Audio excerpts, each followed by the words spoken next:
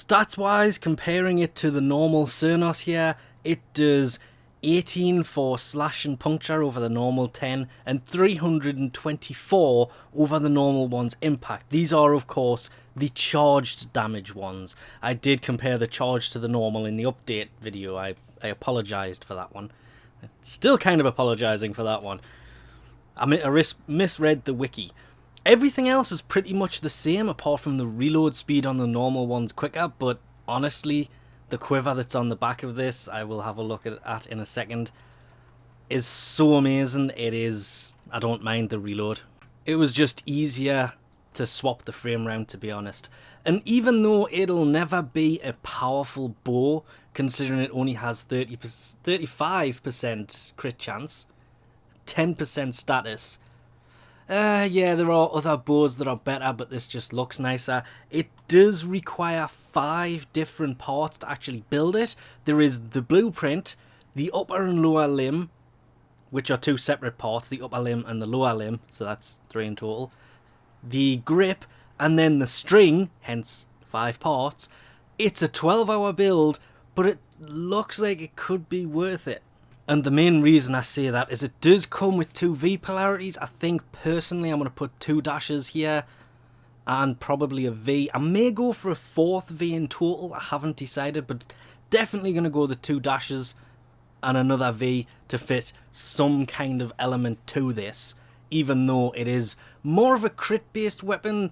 Whether you use critical delay or not depends on the fire rate. Having not fired it, being unranked still, I can't really decide. But it's not just that, but it doesn't require Orokin cells to build because there's 5 parts to it. So it's one of those resource free weapons.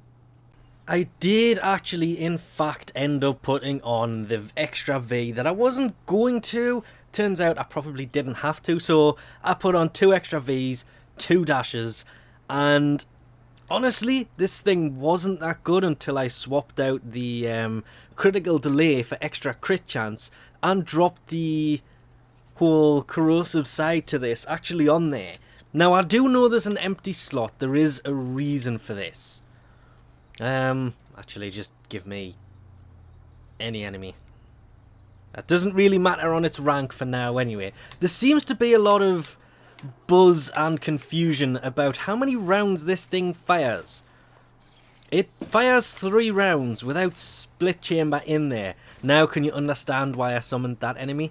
It would have been easier to just swap to Frost. And this thing, well, it's actually quite a little beast. The 3 rounds are way too spaced out to be effective for very much, really, because if I go far enough back, I can actually go around that pillar. Almost.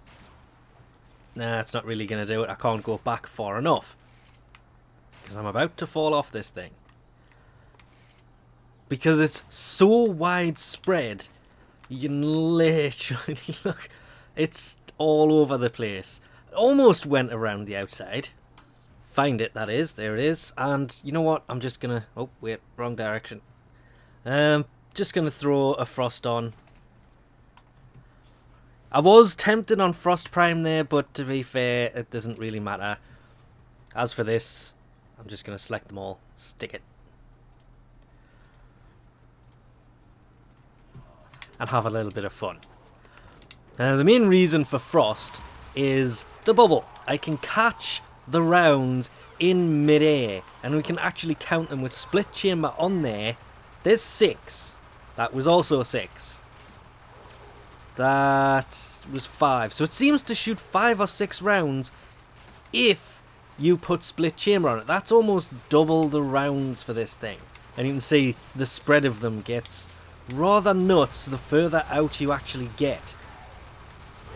But it's worth it, because this thing actually does an insane amount of damage. I kind of was rather impressed with this thing.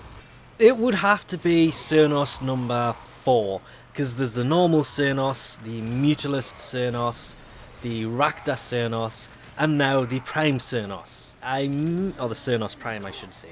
I may be wrong, there may be another I'm forgetting about here, but this seems to do more damage than pretty much all of them. The Mutualist, it has 50 toxic that this doesn't have, but that's pretty much it. That does have 45% status with 10% compared to this. I mean, this has 10%, the Mutilus Cernos has 45%, but the Mutilus Cernos has 15% crit, which isn't really that good.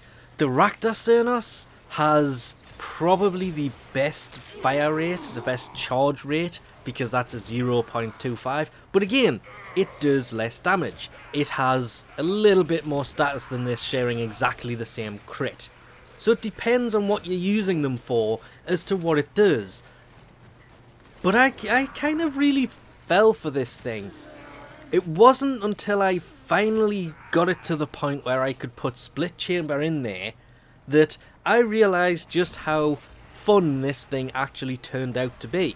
Because it took the impact damage from, I think it was 858.6 up to 1,631. Even the corrosive went from 1,717 to 3,262. Just by putting Split Chamber in there. Ignoring the stats themselves, the fact it shoots 5 or 6 arrows instead of just the 3 kind of filled the gap between the arrows, which is what I was trying to demonstrate before. The 3 arrows kind of spread out too much. Split Chamber in this made it much better. I don't want to say this is almost as good as Ivara's Artemis Bow, but it's up there. Which leads us on to Ivara's Artemis Bow. As the example, you can see when it fires in a rather wide radius, which is great for crowd control and other things. And this was why I kind of liked the Cernos Prime. You have a chance of hitting what you're aiming at, and basically anything around it. Which can save your butt when you have a few heavies kicking around, because you're not just hitting one, you're hitting all of them. Its crowd control capabilities are huge compared to a normal bow that just fires one, and if I go back to this pillar and shoot it again, you'll notice it is actually kind of going around it this time though. But it filled the gap in the middle, which the 3 rounds didn't. So this thing shooting 5 or 6 with the multi-shot in there is basically what made it worthwhile. It wasn't up until I fitted that in that I didn't like it up until I did that, because the space between the arrows was ridiculous. Once I put that in there, oh yeah, I really started to like this thing. Plus, the arrows do look pretty cool. Can't be denied.